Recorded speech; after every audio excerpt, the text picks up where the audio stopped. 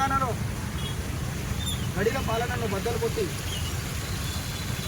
ప్రజాపాలనను తీసుకొచ్చినటువంటి మహానేతల్లో ఒక్కడైనటువంటి కిమ్మర్ మల్లన్న గారు చేసినటువంటి కృషి చిన్నది కాదు.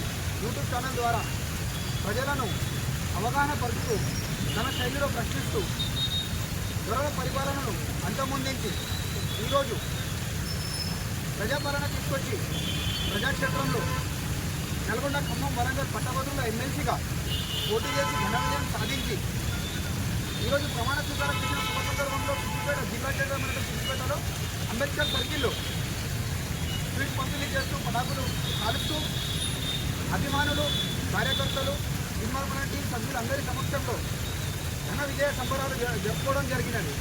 ఇదే విధంగా కిమ్మర్ మల్లన్న టీం ఎల్లప్పుడూ ప్రజలకు అండగా ఉంటుందని చెప్పి మాటివ్వడం జరిగింది కిమ్మర్ మల్లన్న గారి సమక్షంలో. అదేవిధంగా ఈరోజు కూడా సిద్దిపేట కేంద్రంలో మాట్లాడుతున్నాం. కిమ్మర్ మల్లన్న గారి తోడుబాడైన నిలబడుతూ అనుక్షణం ప్రజలకు ఎలాంటి సేవలు కావాలన్నా మా కిమ్మర్ మల్లన్న టీం అనుక్షణం ఉంటుందని మేము భావిస్తున్నాం. జై హింద్, జై మల్లన్న, జై మల్లన్న, జై కాంగ్రెస్.